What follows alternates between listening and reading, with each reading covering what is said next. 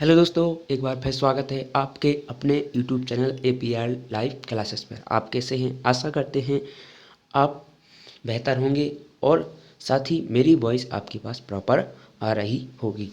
तो आज रामबाण सीरीज की 5वीं क्लास होने वाली है। इससे पहले आपने 4 क्लासें हो चुकी हैं जो नहीं देखी हैं, तो सबसे पहले वो क्लासें कंप्लीट करें, इसके बाद इस क्लास को जारी रखें। तो आज हम करने वाले हैं गुप्ता डायनेस्टी अर्थात गुप्त साम्राज्य के बारे में थ्योरी पढ़ेंगे। इसके बाद प्रीवियस ईयर में जो भी क्वेश्चन आए हुए हैं इस टॉपिक से उसको कंप्लीट करने वाले हैं। तो बिना समय गंवाए चलते हैं सीधे आज के टॉपिक की ओर। क्लास नंबर 05 तो देखेंगे। आज हम पढ़ेंगे गुप्त वंश और जो अन्य छोटे छोटे वंश हुए हैं, चोल वंश, चेर वंश, हर्षवंश, सातवाहन वंश, कुषाण वंश, इनके बारे में आज हम पढ़ेंगे, थ्योरी पढ़ेंगे। इसके बाद इस पर आए हुए जो प्रीवियस ईयर में क्वेश्चन हैं उनको कंप्लीट करेंगे। तो देखेंगे आप गुप्त वंश के बारे में आज पढ़ेंगे और जो छोटी छोटी डायनेस्टी हुई हैं उनके बारे में भी पढ़ेंगे। गुप्त वंश की स्थापना श्रीगुप्त द्वारा 4वीं शताब्दी ईस्वी में की गई। किसके द्वारा की गई? कुछ पॉइंट आपको याद रख, सभी पॉइंटों को याद नहीं रखना है। जो पॉइंट मैं बताता हूँ उसको आपको नोट डाउन करना है। चाहें तो आप सेल्फ नोट्स प्रिपेयर कर सकते हैं, वरना आपको इसकी PDF हमारे टेलीग्राम ग्रुप पर मिल जाएगी, जिसकी लिंक आपको यूट्यूब के डिस्क्रिप्शन बॉक्स में मिल जाएगी, जहाँ से आप आसानी से जुड़ सकते हैं। तो श्रीगुप्त द्वारा इसकी स्थापना की गई 4वीं शताब्दी में। अब इसके प्रमुख शासक जो है उनके बारे में पढ़ेंगे, क्योंकि उनके से कई बार कई क्वेश्चन आए हुए हैं। तो आप देखेंगे पहला क्वेश्चन है, श्रीगुप्त वंश के संस्थापक हुए। घटोत्कच श्रीगुप्त का पुत्र था। चंद्रगुप्त प्रथम 320 ईसा पूर्व से 335 ईसा ई तक गुप्त वंश के तीसरे शासक, जिसने महाधिराज की उपाधि धारण की। ये उपाधि कई बार एग्जाम में पूछी गई है। सभी जो शासक हुए उन्होंने अलग अलग उपाधि धारण की, तो इनको याद रखना है। जिसकी शादी लिच्छवी राजकुमारी कुमारा देवी से हुई थी। ये पॉइंट यहाँ पर चंद्रगुप्त प्रथम के बारे में याद रखना है। इनका कार्यकाल 320 ईसा पूर्व से 335 ईसा पूर्व। चलते हैं नेक्स्ट। अब पढ़ेंगे समुद्रगुप्त के बारे में। समुद्रगुप्त के बारे में कौन कौन से पॉइंट रखना है याद, वो मैं आपको बताने वाला हूँ। समुद्रगुप्त 335 से 375 ई तक महान योद्धा, भारत का नेपोलियन कहा जाता है। किनको? समुद्रगुप्त को। प्याग प्रशस्ति में वर्णित किया गया है। इसको प्याग प्रशस्ति के बारे में कई बार कई एग्जामों में क्वेश्चन पूछा गया है। किससे संबंधित है, किस भाषा में लिखा गया है, किसने लिखा है, सभी क्वेश्चन इससे संबंधित आए हैं। चंद्रगुप्त द्वितीय 375 से 415 ई तक, जिसे विक्रमादित्य कहा जाता है। उसने शक संवत को पराजित कर पश्चिमी भारत पर अधिकार किया। उन्होंने उज्जैन को अपनी दूसरी राजधानी बनाया। किसने? चंद्रगुप्त द्वितीय ने। उनके दरबार में नवरत्न, जिसमें कालिदास, बराहमिहिर, आर्यभट्ट भी शामिल थे। अब पढ़ेंगे कुमारगुप्त के बारे में। सभी शासकों के बारे में पढ़ना बेहद जरूरी है, क्योंकि कई बार सभी एग्जामों में इन शासकों से क्वेश्चन आए हुए हैं। गुप्त वंश बेहद ही इम्पोर्टेंट परीक्षा के पॉइंट ऑफ व्यू से है, इसलिए इसको थोड़ी डिटेल में पढ़ेंगे, और जो डायनेस्टी है उनको थोड़ी शॉर्ट में पढ़ेंगे। उनके शासनकाल में कुमारगुप्त प्रथम 415 ईसा ई तक, जिसने नालंदा विश्वविद्यालय की स्थापना की।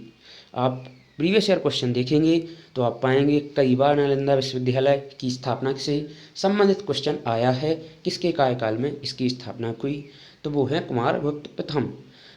उनके शासनकाल में शांति और समृद्धि, लेकिन शासन के अंत में हूणों का आक्रमण हुआ। एक क्वेश्चन कई बार आया, हूणों का आक्रमण किस गुप्त शासक के समय हुआ? वो हैं कुमारगुप्त। स्कंदगुप्त 455 से 467 ई जिसने हुणों के आक्रमण को सफलतापूर्वक रोका।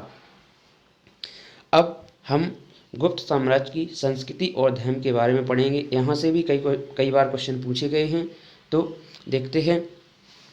गुप्त काल में हिंदू धर्म का पुनरुत्थान हुआ, विष्णु और शिव की पूजा प्रमुख हुई,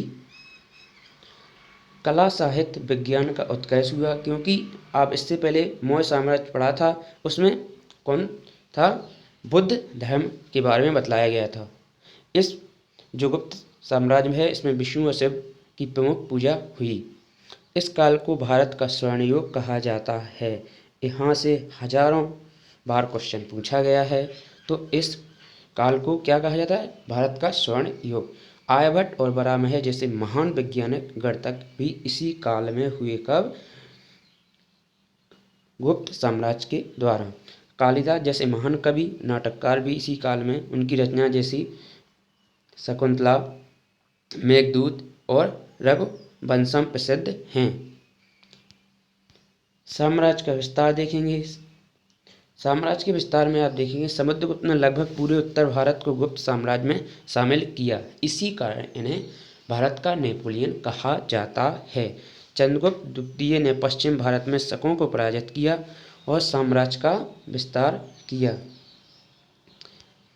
अब देखेंगे इनका प्रशासन से भी कई बार क्वेश्चन पूछे गए हैं, इसलिए इन स्लाइडों में वो टॉपिक लिए गए हैं जिनसे क्वेश्चन पूछे गए हैं। हमें अनरिलेटेड नहीं पढ़ना है। ऐसे पढ़ने के लिए एसएससी जीएस में बहुत कुछ है, बट जो एग्जाम में पूछा जाता है वही इन स्लाइडों में लिया गया है। तो इनका आप नोट्स भी प्रिपेयर कर सकते हैं। जो बिगनर बच्चे हैं और जिनके पास कम समय है तो वो चाहें तो पीडीएफ के माध्यम से बार बार रिवीजन कर सकते हैं।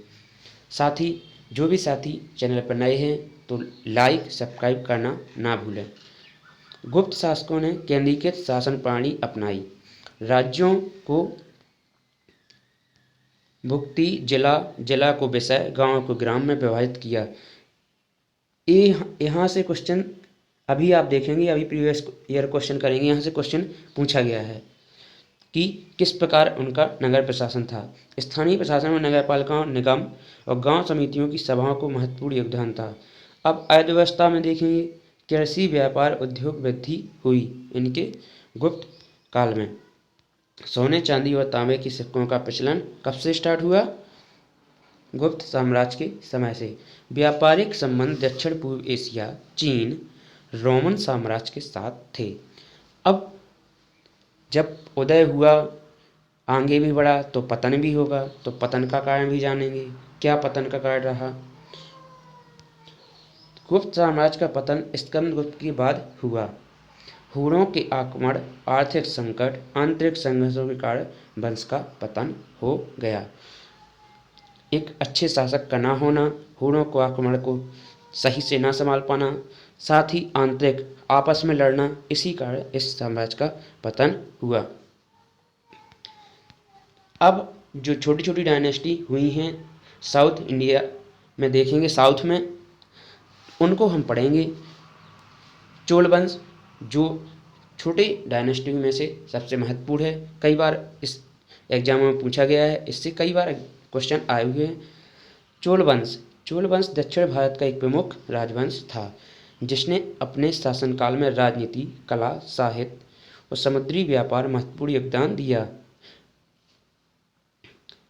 तो इसकी स्थापना आप देखेंगे, चोल वंश का उल्लेख संगम साहित्य में मिलता है। इसका प्रारंभिक केंद्र कावेरी डेल्टा था। कहाँ मिलता है इसका उल्लेख, संगम साहित्य में।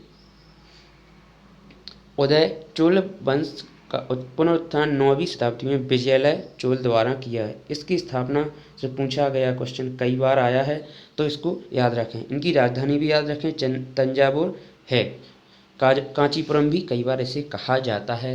राजधानियों से कई बार क्वेश्चन पूछे हैं। इन डायनेस्टी की राजधानी आपको बेहद जरूर याद रखना है। जो भी साथी चैनल पर नए हैं तो लाइक सब्सक्राइब करना ना भूलें। प्रमुख शासक चोल वंश के, तो आप देखेंगे जिस प्रकार आपने गुप्त साम्राज्य में शासकों के बारे में पढ़ा, उसी प्रकार इसमें भी हम शॉर्ट में पढ़ने वाले हैं। विजयालय चोल वंश की पुनरुत्थान तथा तंजावुर पर कब्जा किया इन्होंने। इस वंश की स्थापना की कब? 850 से 871 ई तक इनका शासनकाल रहा। परांतक प्रथम 907 से 955 ई तक। जो महान जिन्होंने कुछ कार्य किया डायनेस्टी के लिए उनके बारे में यहाँ स्लाइड में लिया गया है और जो एग्जाम पॉइंट ऑफ व्यू से जरूरी हैं। इनके शासनकाल में चोल साम्राज्य विस्तार किया गया और कई सैन्य अभियानों का नेतृत्व किया। राजा चोल के प्रथम के बारे में 985-1014 ई तक इनका शासनकाल रहा। इनके बारे में पढ़ना बेहद जरूरी है क्योंकि इन्होंने काफ़ी कार्य किए हैं। चोल वंश के महान शासकों में से एक हैं। राज्य का विस्तार श्रीलंका, मालदीव, दक्षिण पूर्व एशिया तक किया। किसने? राजराज प्रथम चोल ने। वैद्येश्वर मंदिर का निर्माण कराया। वास्तुकला का उत्कृष्ट उदाहरण है। यहाँ से वैद्येश्वर मंदिर से कई बार क्वेश्चन आया है, कई एग्जामों में क्वेश्चन आया है, तो इसको याद रखना बेहद जरूरी है। वैद्येश्वर मंदिर का निर्माण किसने करवाया है? वो है राजा चोल प्रथम ने। इनका कार्यकाल 985 से 1014 ई तक रहा है। राजेंद्र चोल प्रथम के बारे में पढ़ेंगे। इनका भी कई बार एग्जाम में पूछा गया क्वेश्चन है इनके बारे में। राजेंद्र चोल प्रथम 1014 से 1044 ई तक रहे। श्रीलंका पर विजय प्राप्त और गंगा के तट तक अपनी सेना पहुंचाई। देखेंगे गंगईकोंडा चोलापुरम शहर की स्थापना किसने की? राजेंद्र चोल प्रथम। यहाँ से क्वेश्चन आया हुआ है। जो मैं पॉइंट आपको बताता हूँ इन पॉइंटों को जरूर याद रखें। आप अंडरलाइन कर सकते हैं अपनी हैंड बुक में। दक्षिण पूर्व एशिया के कई हिस्सों में सैन्य अभियानों का नेतृत्व किया इन्होंने राजेंद्र चोल प्रथम ने। अब देखेंगे कुलोत्तुंग चोल 1070-1122 ई तक अपने शासन काल में साम्राज्य की समृद्धि और बनाए रखा और कई निर्माण कार्य कराए। इनके बारे में इतना ही पढ़ेंगे जो एग्जाम पॉइंट ऑफ व्यू से जरूरी है। चोल वंश का अंतिम शासक राजेंद्र चोल प्रथम था। अंतिम शासक को जरूर याद रखना है क्योंकि कई बार क्वेश्चन आ जाता है कि इस वंश का अंतिम शासक कौन था। और 1279 ईस्वी में हुआ जो पांड्य वंश के राजा मरवर्मन कुलशेखर पांड्य ने उन्हें पराजित किया और चोल साम्राज्य का अंत कर दिया। इस प्रकार चोल साम्राज्य का अंत हुआ। अब हम पढ़ने वाले हैं चालुक्य डायनेस्टी के बारे में, चालुक्य वंश के बारे में। इसका उदय कैसे हुआ, कौन कौन से शासक हुए और किस प्रकार अंत हुआ, क्या क्या इन्होंने योगदान दिया। वो है प्रारंभिक चालुक्य बादामी चालुक्य 543 से 757 ई तक रहे। स्थापना चालुक्य वंश की स्थापना पुलकेशन ने 543 ईस्वी में राजधानी बादामी या वातापी के रूप में जानी जाती है। इसमें याद रखने की जरूरत क्या है, स्थापना किसने की? वो है पुलकेशन। और राजधानी कहाँ पर है? बादामी, वर्तमान वातापी के रूप में जानी जाती है। इन दोनों को याद रखना है। प्रमुख शासक चालुक्य वंश के उनके बारे में पढ़ेंगे जो एग्जाम पॉइंट ऑफ व्यू से इम्पोर्टेंट है, उन्हीं के बारे में पढ़ेंगे यहाँ पर क्योंकि समय बहुत कम है, पढ़ना बहुत ज़रूरी है, एग्जाम बिल्कुल करीब हैं। तो आप देखेंगे पुलकेशन सेकंड 610 से 642 ई सबसे प्रसिद्ध शासक जिन्होंने हर्षवर्धन को पराजित किया, चालुक्य वंश का सबसे प्रसिद्ध शासक था। राज्य का विस्तार कांचीपुरम से नर्मदा तक किया।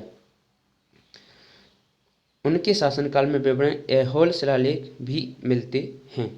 संस्कृति और कला, क्या रही संस्कृति और कला चालुक्य वंश में, वो भी हम पढ़ेंगे।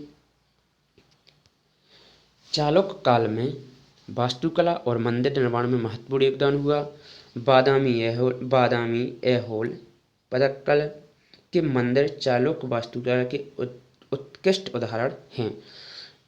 इन मंदिरों के बारे में पूछा जाता है कि ये मंदिर किस वंश से संबंधित हैं, तो यह चालुक्य वंश। बादामी ऐहोल पदक्कल जो कर्नाटक में स्थित है, कहाँ किस वंश से संबंधित हैं? जो कि चालुक्य वंश से हैं। चालुक्य शैली को विशिष्टता, स्तंभ, मूर्तिकला, विस्तृत नक्काशी के लिए जाना जाता है। चलते हैं, अब हम पढ़ेंगे आखिर इनका पतन कैसे हुआ। तो पतन 757 ईस्वी में राष्ट्रकूटों ने बादामी चालुक्य वंश का पतन किसने किया? राष्ट्रकूटों ने बादामी चालुक्य वंश का 757 ईस्वी में पतन कर दिया। अब पढ़ेंगे हम बैगी चालुक्य, पूर्व चालुक्य के बारे में। तो इनकी स्थापना, जो पूर्वी चालुक्य वंश की स्थापना पुलकेशिन सेकंड द्वारा की गई, के भाई कुब्ज विष्णुवर्धन ने की थी। किसके द्वारा? पुलकेशिन सेकंड के भाई कुब्ज विष्णुवर्धन ने की थी। प्रमुख शासक देखेंगे, राजा नारेंद्र। आप यहाँ पर कंफ्यूज होंगे, जो चालुक्य वंश के थे राजेंद्र प्रथम, उनसे थोड़ी ए नारेंद्र है, वो राजेंद्र हैं। 1019 से 1061 ईस्वी ई तक इनका शासन काल रहा। इस वंश के प्रमुख शासकों में से एक थे। उन्होंने चोलों के साथ गठबंधन किया और अपनी स्थिति मजबूत की। संस्कृति के बारे में पढ़ेंगे। इस काल में तेलुगु साहित्य और भाषा का विकास हुआ। मंदिर निर्माण में योगदान रहा, विशेष रूप से द्रविड़ शैली में, क्योंकि मंदिरों की शैली को 3 श्रेणियों में बांटा गया है। कौन कौन सी? आप पढ़ेंगे, द्रविड़, नागड़ और बेसा शैली। द्रविड़ दक्षिण में, नागड़ उत्तर भारत में और बेसा शैली से संबंधित है दोनों का मिक्सचर। पश्चिमी चालुक्य, कल्याणी चालुक्य 973 से 1189 ई तक। दिशाओं के आधार पर इन्होंने अपने डायनेस्टी को नाम दिया। तो पश्चिमी चालुक्य के पूर्वी पढ़ चुके हैं हम, उत्तरी पढ़ चुके हैं। अब पढ़ेंगे पश्चिमी चालुक्य के बारे में। पश्चिमी चालुक्य वंश की स्थापना तैलप द्वितीय ने कब की? तैलप द्वितीय ने 973 ईस्वी में की थी। राजधानी, ये जरूर याद रखना है, कल्याणी थी। प्रमुख शासक देखेंगे पश्चिमी चालुक्य वंश के। विक्रमादित्य सिक्स 1076 से 1126 ईस्वी तक इन्होंने शासन किया। सबसे महान शासक, जिनके शासनकाल में विक्रमांक काल कहा जाता है, विक्रमांक काल कहा जाता है। संस्कृति कला देखेंगे इस वंश की, पश्चिमी चालुक्य वंश की। कल्याणी चालुक्य शैली की विशेषता नागर और द्रविड़ शैली का मिश्रण, जिसे बेसर शैली भी हम कह सकते हैं। लंकुटी, डोडा, बसप्पा मंदिर, धारवाड़ अन्य महत्वपूर्ण उदाहरण पूर्वी व पश्चिमी चालुक्य वंश से संबंधित हैं। इनको याद रखना है। पतन का कारण देखेंगे पश्चिमी चालुक्य वंश का। पतन का कारण है 1189 ईस्वी में होयसल या कलजुरी वंशों के आक्रमण के कारण पश्चिमी चालुक्य वंश का पतन हो गया। अब हम पढ़ेंगे पल्लव डायनेस्टी। अच्छा, पल्लव वंश के बारे में। छोटे छोटे डायनेस्टी हैं, लेकिन पढ़ना जरूरी है, क्योंकि एग्जामों में कई बार इन डायनेस्टी से क्वेश्चन पूछा गया है। पल्लव वंश की स्थापना 4वीं शताब्दी में हुई थी। प्रारंभिक राजधानी कांचीपुरम थी। 4वीं शताब्दी। पल्लव वंश का प्रारंभिक इतिहास अस्पष्ट है, लेकिन संभवतः आंध्र क्षेत्र में उत्पन्न हुए थे। प्रमुख शासक देखेंगे,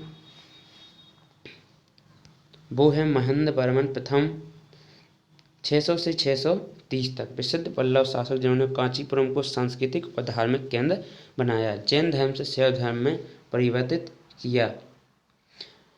विचित्र चित्त के नाम से भी जाने जाते हैं। कई रचनाओं के रचयिता भी हैं। नरसिंह वर्मन इसी के शासक हैं पल्लव डायनेस्टी के, तो इनके बारे में भी हम पढ़ेंगे, क्योंकि एग्जामों में कई बार इनसे क्वेश्चन पूछा गया है।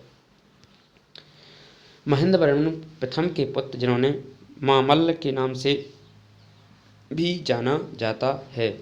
किसके नाम से? मामल्ल, क्योंकि एसएससी जीडी बहुत गहराई से क्वेश्चन पूछता है, तो आप देखिए मामल्ल के नाम से जाना जाता है। चालुक्य राजा पुलकेशिन सेकंड को पराजित किया, किन्होंने? नरसिंह वर्मन ने, और बादामी पर कब्जा किया। महाबलीपुरम की प्रसिद्ध शिल्प कृतियों का निर्माण भी नरसिंह वर्मन प्रथम ने करवाया था। इसको याद रखना है। अब पढ़ेंगे नंदी वर्मन सेकंड के बारे में। नंदी वर्मन सेकंड 731 से 796 ई तक रहे। कांचीपुरम के कैलाश नाथ मंदिर का निर्माण करा है। इनका जो इसको याद रखना है, इनसे संबंधित एक ही पॉइंट है जो वो आपको याद रखना है। कैलाश नाथ मंदिर का निर्माण किसने कहा? नंदी वर्मन सेकंड ने। अब पढ़ेंगे वास्तुकला के बारे में इस वंश की। पल्लव वंश की वास्तुकला में रथ, मंडप, गुफाया मंदिर और संरचनात्मक मंदिर भी शामिल हैं। महाबलीपुरम के रथ मंदिर और शोर मंदिर और 5 रथ मंदिर इससे संबंधित हैं, इनको याद रखना है। किस वंश से क्या याद रखना है मैं आपको बताता जा रहा हूँ, इनको इन पॉइंटों को जरूर याद रखें। चलते हैं नेक्स्ट में। कांचीपुरम का कैलाश मंदिर, बैकुंठ पेरुमल मंदिर पल्लव स्थापत्य कला के उत्कृष्ट उदाहरण हैं। इनको जरूर याद रखें क्योंकि यही इस वंश से संबंधित क्वेश्चन यहाँ से पूछे गए हैं। देखते हैं पुष्यभूति वंश के बारे में। इसकी स्थापना, पुष्यभूति वंश की स्थापना पुष्यभूति नामक शासक ने की थी। वंश के शासक मुख्य रूप से थानेश्वर वर्तमान हरियाणा में शासन करते थे। इनकी राजधानी जरूर याद रखना है। एवं इसकी स्थापना किसने की? पुष्यभूति नामक शासक ने की थी।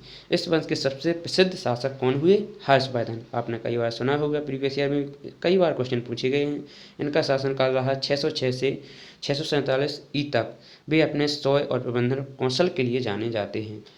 पुष्यभूति वंश, हर्षवर्धन किस वंश से संबंधित थे? पुष्यभूति वंश से। यहाँ से कई बार क्वेश्चन पूछा गया है। राजधानी देखेंगे, प्रारंभिक राजधानी, वंश की प्रारंभिक राजधानी थानेश्वर थी, जिसे बाद में हर्षवर्धन ने कन्नौज वर्तमान उत्तर प्रदेश स्थानांतरित की। किसने कन्नौज स्थानांतरित की थी? हर्षवर्धन ने। पहली कौन थी? थानेश्वर।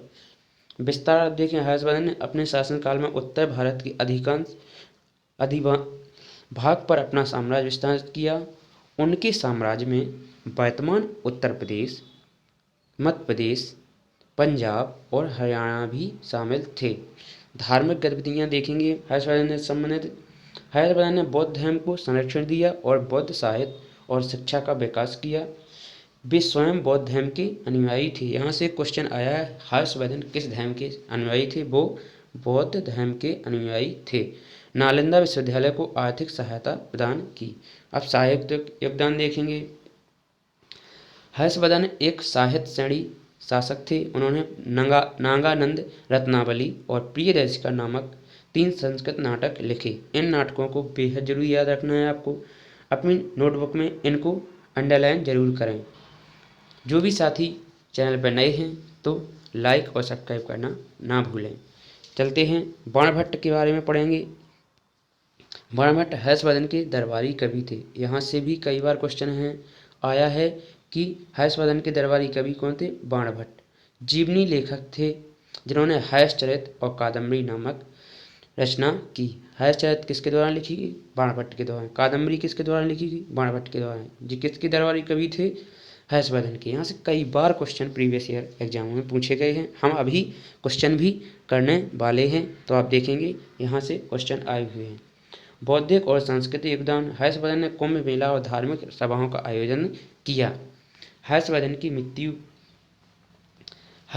मृत्यु आप देखेंगे। हर्षवर्धन की मृत्यु के बाद वर्धन साम्राज्य कमजोर हो गया और शीघ्र ही पतन हो गया। चीन के साथ संबंध, हर्षवर्धन ने चीनी सम्राट ताइजोंग के साथ मित्रता स्थापित की। चीनी यात्री हैंसुआंग ने हर्षवर्धन के शासनकाल का वर्णन किया। यहाँ से कई बार क्वेश्चन ये पूछा गया था कि हर्षवर्धन के शासनकाल में कौन आया था? यहाँ से ये क्वेश्चन हर्षवर्धन के हैंसुआंग आया था। इसको याद रखना है। अब थ्योरी कंप्लीट करने के बाद अब हम प्रीवियस ईयर में जो भी क्वेश्चन पूछे गए, हाल ही में एग्जाम जो हुए हैं एसएससी जीडी, आरपीएफ, एसआई, उनसे संबंधित और भी जो एनटीपीसी क्वेश्चन पूछे गए हैं वो हम कंप्लीट करने वाले हैं। तो सभी साथी वीडियो को अंत तक जरूर देखें। जो भी बिगनर बच्चे हैं वो भी अंत तक जरूर देखें, क्योंकि उन्हें पता लगेगा कि इस टॉपिक से इस तरह से क्वेश्चन आते हैं। और जो भी अभी एसएससी जीडी 2025 की तैयारी कर रहे हैं तो इन क्वेश्चन को कंप्लीट करना बेहद ज़रूरी है। साथ ही आरपीएफ कांस्टेबल के बच्चे भी इसको ज़रूर देखें। तो पहला क्वेश्चन है, आप देखेंगे जो कि क्वेश्चन पूछा गया है कहाँ? एसएससी जीडी 2024 में। गुप्त साम्राज्य की अक्सर भारत का स्वर्ण युग कहा जाता है। इस अवधि के दौरान ज्ञान के किस क्षेत्र में महत्वपूर्ण प्रगति हुई? पहला ऑप्शन है, आप देखेंगे नारीवाद, बी ऑप्शन है मातृतंत्र, सी ऑप्शन है विज्ञान, कला, साहित्य, डी ऑप्शन है लैंगिक समानता। आपको मैंने कहा था कि थ्योरी पर बेस्ड हम प्रीवियस ईयर में क्वेश्चन पूछे गए हैं वो करने वाले हैं। इसका आंसर आप सभी को देना है। तो इसका जो राइट आंसर है वो है सी वाला। अब हम टिक लगाते हुए आगे बढ़ेंगे क्योंकि समय कम है। प्रीवियस ईयर क्वेश्चन हमें ज़्यादा से ज़्यादा कंप्लीट करना है क्योंकि थ्योरी पहले कंप्लीट कर चुके हैं। तो चलते हैं नेक्स्ट क्वेश्चन की ओर। नेक्स्ट क्वेश्चन में पूछा गया है, समुद्रगुप्त द्वारा दक्षिणापथ के कितने शासकों को पराजित किया गया है। तो एक क्वेश्चन भी आप देखेंगे SSC GD 2023 में पूछा गया क्वेश्चन है। पहला ऑप्शन है 3, बी ऑप्शन है 10, सी ऑप्शन है 12, डी ऑप्शन है 8। इसका जो राइट आंसर है वो है 12। इसी कारण समुद्रगुप्त को भारत का नेपोलियन कहा जाता है। थर्ड क्वेश्चन में पूछा गया है, नालंदा विश्वविद्यालय की स्थापना शताब्दी में की गई थी। अगर आपने थ्योरी सही से कंप्लीट की है तो मैंने आपको अंडरलाइन भी करवाया था कि किसके कार्यकाल में नालंदा विश्वविद्यालय की स्थापना की गई। तो आपको बताना है इन ऑप्शनों में से वो कौन हैं। तो पहला ऑप्शन है SSC GD। आप देखेंगे SSC GD 2023 का पूछा गया क्वेश्चन है। पहला ऑप्शन है कुमारगुप्त, सी ऑप्शन है चंद्रगुप्त द्वितीय, बी ऑप्शन है समुद्रगुप्त, डी ऑप्शन है स्कंदगुप्त। इसका जो राइट आंसर है वो है कुमारगुप्त। हम थ्योरी में पहले कंप्लीट कर चुके हैं। चलते हैं नेक्स्ट क्वेश्चन की ओर। निम्नलिखित में से महादिराज की उपाधि धारण करने वाले प्रथम गुप्त सम्राट कौन थे। मैंने आपसे कहा था कि इनकी उपाधियों को जरूर याद रखना है। देखो SSC GD 2021 में पूछा गया क्वेश्चन है। पहला ऑप्शन है चंद्रगुप्त प्रथम, सी ऑप्शन है समुद्रगुप्त, बी ऑप्शन है चंद्रगुप्त द्वितीय, डी ऑप्शन है रामगुप्त। ये ऑप्शन बिल्कुल भी गलत नहीं है क्योंकि एग्जाम में इसी प्रकार से पूछे गए थे कि आप कहेंगे कि बी ऑप्शन की जगह सी ऑप्शन लिखा गया है। इसी तरह पूछे गए थे, इसी तरह आपको आंसर की में भी क्वेश्चन आए थे। तो उसी प्रकार यहाँ पर प्रिंट किए गए हैं। तो इसका जो राइट आंसर है वो आप देखेंगे चंद्रगुप्त प्रथम। मैंने आपसे कहा था कि जो उपाधियां धारण की हैं उनको जरूर याद रखें। चलते हैं नेक्स्ट क्वेश्चन की ओर। प्रयाग प्रशस्ति खालिस्तान में संकलित है। मैंने आपसे कहा था प्रयाग प्रशस्ति की लेख से क्वेश्चन कई बार पूछा गया है। अलग अलग तरीके से पूछा जाता है, किसने लिखा है, किससे संबंधित है, किस भाषा में लिखा गया है। तो ये वहाँ से क्वेश्चन आया है। आप देखेंगे SSC GD 2021 में पूछा गया ये क्वेश्चन है। पहला है option Hindi, C option Sanskrit, B option Pali, D option प्राकृतिक। इसका जो राइट आंसर है वो है संस्कृत। चलते हैं नेक्स्ट क्वेश्चन की ओर। क्योंकि समय कम है, ज़्यादा से ज़्यादा क्वेश्चन हमें कंप्लीट करना है क्योंकि SSC GD एग्ज़ाम बहुत ही नज़दीक है। तो उन बच्चों के लिए प्रीवियस ईयर क्वेश्चन कराना बेहद ज़रूरी है।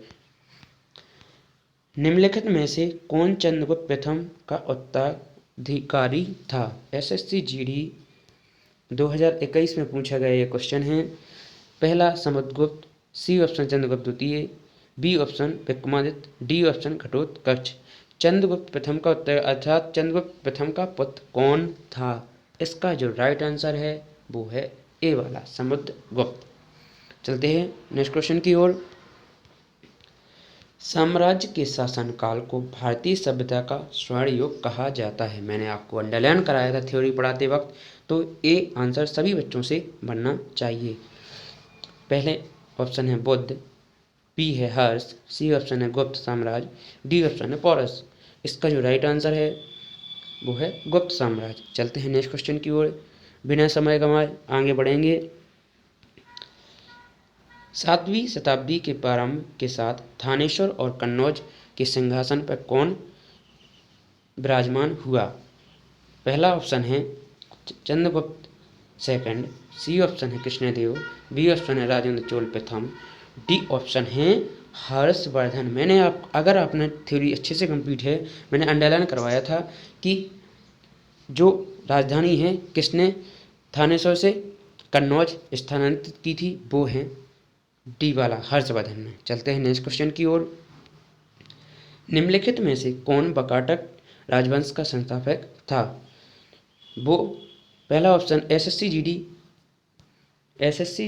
2023 में पूछा गया क्वेश्चन है। पहला है प्रभासेन द्वितीय, बी ऑप्शन प्रभासेन प्रथम, सी है बिंद शक्ति, डी है प्रभावती गुप्त। इसका राइट आंसर है वो है बिंद शक्ति। चलते हैं नेक्स्ट क्वेश्चन की ओर। नेक्स्ट क्वेश्चन में पूछा गया है, चोल अभिलेखों के अनुसार विद्यालयों को रख रखाव के लिए भूमि को क्या कहा जाता है। इस एसएससी जीडी 2023 में पूछा गया ये क्वेश्चन है। पहला ऑप्शन है ए देवदान, सी है ब्रह्मदेव, बी ऑप्शन है सालाभोग, डी ऑप्शन है बैलन गाय। इसका जो राइट आंसर है वो है सालाभोग। साला विद्यालयों के लिए दान की गई भूमि को सालाभोग कहा जाता है। ब्राह्मणों को दान की गई भूमि को ब्रह्मदेव कहा जाता है। मंदिर के लिए ये है मंदिर, मंदिर के लिए ये है ब्राह्मणों के लिए दान की भूमि। इस प्रकार इसको नाम दिया गया है। चलते हैं नेक्स्ट क्वेश्चन की ओर। निम्नलिखित में से कौन सा शहर पांड्य राजाओं की राजधानी था। एसएससी जीडी 2023 में पूछा गया ये क्वेश्चन है। तो आप देखेंगे, पहला ऑप्शन है मदुरई, सी ऑप्शन है कालीपुट्टी, बी ऑप्शन है पलामेदु, डी ऑप्शन है कारियापट्टी। इसका जो राइट आंसर है वो है मदुरई। मैंने कहा था आपसे राजधानी और स्थापना किसने की, ये जरूर याद रखना है। प्रीवियस ईयर में यहीं से क्वेश्चन पूछे जाते हैं। आप देख रहे हैं आपके सामने क्वेश्चन हैं। चोल काल के दौरान मुविंद बेलन और अरैयार की उपाधियां थीं, किनको दी जाती थीं। एसएससी जीडी 2023 में पूछा गया क्वेश्चन है। ए ऑप्शन है राजा के पुत्र, सी ऑप्शन सेना के सेनापति, बी है धनी के भूस्वामी, डी है राजा के मंत्री। तो इनमें से कौन सा है इसका राइट आंसर है राजा के पुत्र को इस तरह की उपाधियां दी जाती थीं। 13 क्वेश्चन में क्या पूछा गया है, रवि कीर्ति ने निम्नलिखित में से किस चालुक शासक की प्रशस्ति की रचना की थी। तो इसका एसएससी जीडी 2023 में पूछा गया क्वेश्चन है। पहला ऑप्शन है पुलकेशिन द्वितीय, सी ऑप्शन है विक्रमादित्य फोर्थ, बी ऑप्शन है मंगलेश प्रथम, डी ऑप्शन है कीर्तिवर्मन सेकंड। इसका जो राइट आंसर है वो है पुलकेशिन सेकंड। ये हम थ्योरी में कंप्लीट कर चुके हैं। मैंने आपको अंडरलाइन करने के लिए भी बोला था कि अपनी नोटबुक में इसको अंडरलाइन करें, यहाँ से क्वेश्चन पूछे जाते हैं। चलते हैं नेक्स्ट क्वेश्चन की ओर। सातवाहन, आप देखेंगे सातवाहन साम्राज्य की स्थापना लगभग कितने वर्ष पूर्व हुई थी। एसएससी जीडी अभी पूछा गया क्वेश्चन है। आप देखेंगे एसएससी जीडी 2024 में पूछा गया क्वेश्चन है। ए ऑप्शन है 1700, सी ऑप्शन है 2800, बी ऑप्शन है 2100 और डी ऑप्शन है 2400। इसका जो राइट आंसर है वो है 2100 वर्षों पहले हुई थी। इसको याद रखना है क्योंकि अभी होली में पूछे गए क्वेश्चन कई बार रिपीट हो जाते हैं, इसीलिए प्रीवियस ईयर क्वेश्चन कराए जाते हैं जिससे बच्चों को अंदाज़ा लग सके कि क्वेश्चन यहाँ से आ रहे हैं। इस टॉपिक को कंप्लीट करना है। बेट्टी खालिस्तान शासकों द्वारा जबरन सिंह के रूप में एकत्र किया जाता है, अर्थात ये कौन सा कार्य था, किस वंश से संबंधित है। पहला ऑप्शन है नंद वंश, सी ऑप्शन है चालुक्य वंश, बी ऑप्शन है पल्लव वंश, डी ऑप्शन है चोल वंश। इसका जो राइट आंसर है वो है चोल वंश। चलते हैं नेक्स्ट क्वेश्चन की ओर। समय कम है, ज़्यादा से ज़्यादा क्वेश्चन हमें कंप्लीट करना है क्योंकि एग्जाम बहुत नज़दीक है, इसलिए सीधे टिक लगाते हुए आगे बढ़ेंगे क्योंकि हम थ्योरी पहले कंप्लीट कर चुके हैं। जो भी बच्चे थ्योरी कंप्लीट नहीं की है सबसे पहले थ्योरी कंप्लीट करें, इसके बाद प्रीवियस ईयर क्वेश्चन कंप्लीट करें। चौथी से 9वीं शताब्दी के बीच कांचीपुरम किस साम्राज्य की राजधानी थी। पहला ऑप्शन है पांड्य, सी ऑप्शन है चोल, बी ऑप्शन है पल्लव, डी ऑप्शन है चेर। इसका जो राइट आंसर है वो है चोल वंश। पहले अपन पढ़ चुके हैं, इसलिए बिना समय गंवाए आगे बढ़ेंगे टिक लगाते हुए। नटराज की कांस्य प्रतिमा किसके शासन काल के दौरान निर्मित की गई है। तो पहला ऑप्शन है पल्लव, बी ऑप्शन है पांड्य, सी ऑप्शन है चेर, डी ऑप्शन है चोल। इसका जो राइट आंसर है वो है चोल। इसके बारे में हम भी पढ़ चुके हैं, इसलिए समय ना गंवाते हुए आगे टिक लगाते हुए बढ़ेंगे। चोल साम्राज्य के संस्थापक का नाम बताइए जिसने तंजौर पर कब्जा किया और जिसके बाद आदित्य राजा बना। तो एएसएससी जीडी 2021 में पूछा गया क्वेश्चन है। पहला है गंडादित्य राजत, बी ऑप्शन है उत्तम, सी ऑप्शन है राजाधिराज और डी ऑप्शन है विजयालय। इसका जो राइट आंसर है वो है कौन सा? विजयालय। इन्होंने स्थापना भी की थी इसी वंश की। तो चलते हैं नेक्स्ट क्वेश्चन की ओर। हर्षवर्धन निम्नलिखित में से किस वंश से संबंधित थे? पहला ऑप्शन है एसएससी, जो आरआरबी एनटीपीसी सभी एग्जामों से लिए गए क्वेश्चन है। आरआरबी एनटीपीसी 2022 में पूछा गया क्वेश्चन है। इस टॉपिक से जिन भी एग्जाम में से क्वेश्चन आए हैं वहाँ से हम लोगों ने क्वेश्चन उठाए हैं, जिससे प्रीवियस ईयर क्वेश्चन के लिए आपको यहाँ वहाँ ना भटकना पड़े। इसकी आंसर की भी आपको हमारे पीडीएफ में मिल जाएगी, जहाँ से आप इसे बार बार रिवीजन कर सकते हैं। पहला ऑप्शन है गुप्त वंश, बी ऑप्शन है मौर्य वंश, सी ऑप्शन है सातवाहन वंश, डी ऑप्शन है पुष्यभूति वंश। आप पुष्यभूति वंश के एक महान शासक थे, कौन? हर्षवर्धन। चलते हैं नेक्स्ट क्वेश्चन की ओर। रवि कीर्ति का ऐहोल शिलालेख पुलकेशन द्वितीय की निम्नलिखित में से किस पर विजय के बारे में बताया गया है? पहला option Samudragupta, B option Chandragupta Maurya, C option Harsha, D option Shashank. ऐसे आरआरबी एनटीपीसी 2022 में ये पूछा गया ये क्वेश्चन है। पहला इसका जो राइट आंसर है वो है हर्ष की। चलते हैं नेक्स्ट क्वेश्चन की ओर। नेक्स्ट क्वेश्चन में पूछा गया है हर्षवर्धन के शासनकाल में निम्नलिखित में से कौन आया था? मैंने आपको ये जो थ्योरी के लास्ट में कंप्लीट कराया है वहाँ पे अंडरलाइन भी करवाया है कि इसको याद रखना है कि हर्षवर्धन के शासनकाल में कौन आया है, क्योंकि हर्षवर्धन का जो संबंध स्थापित किए थे चीनों से। पहला है फाहियान, बी ऑप्शन है मार्को पोलो, सी ऑप्शन है इब्न बतूता, डी ऑप्शन जुआन सांग बेनसांग। इसको हैंसांग भी कहते हैं, इसलिए इसको जरूर याद रखें। इसका जो राइट आंसर है वो है डी वाला, इसी को हैंसांग कहते हैं। चलते हैं नेक्स्ट क्वेश्चन में क्या पूछा गया है। राजा हर्षवर्धन के दरबारी कवि निम्नलिखित में से कौन थे? आरआरबी एनटीपीसी 2021 में पूछा गया क्वेश्चन है। पहला ऑप्शन है कालिदास, बी ऑप्शन है बाणभट्ट, सी ऑप्शन है अमर सिंह, डी ऑप्शन है भवभूति। इसका जो राइट आंसर है वो है बाणभट्ट। चलते हैं नेक्स्ट क्वेश्चन की ओर। संगम साहित्य की रचना निम्नलिखित में से किस भाषा में हुई थी? पहला ऑप्शन है संस्कृत, बी ऑप्शन है तेलुगु, सी ऑप्शन है कन्नड़, डी ऑप्शन है तमिल। आप देखेंगे आरआरबी ग्रुप डी 2022 में पूछा गया ये क्वेश्चन है। पहला ऑप्शन हम लोग पहले पढ़ चुके हैं, तो सीधे टिक लगाते हुए आगे बढ़ेंगे क्योंकि समय बहुत कम है। इसका जो राइट आंसर है वो है तेलुगु। चलते हैं आगे। नेक्स्ट क्वेश्चन में क्या पूछा गया है। बोल शिलालेख के अनुसार गुरुकुल के अनुरक्षण हेतु प्रदान की गई भूमि को निम्नलिखित में से क्या कहा जाता था? आरआरबी एनटीपीसी 2021 में पूछा गया ये क्वेश्चन है। आप देखेंगे पहले ऑप्शन में है ब्रह्मदेव, बी है देवदाय, सी है सालाभोग, डी ऑप्शन है फाली छंद। इसका जो राइट आंसर है वो है सालाभोग। गुरुकुल के लिए दी गई भूमि को सालाभोग के नाम से जाना जाता है। चलते हैं नेक्स्ट क्वेश्चन में। और लास्ट क्वेश्चन में क्या पूछा गया है। अब देखेंगे निम्नलिखित विकल्पों में से गलत जोड़ी का चयन करें। इसका आंसर सभी बच्चों को कमेंट बॉक्स के माध्यम से देना है, जिससे हमें पता चलता है कितने बच्चों ने इस सीरीज को देखा है।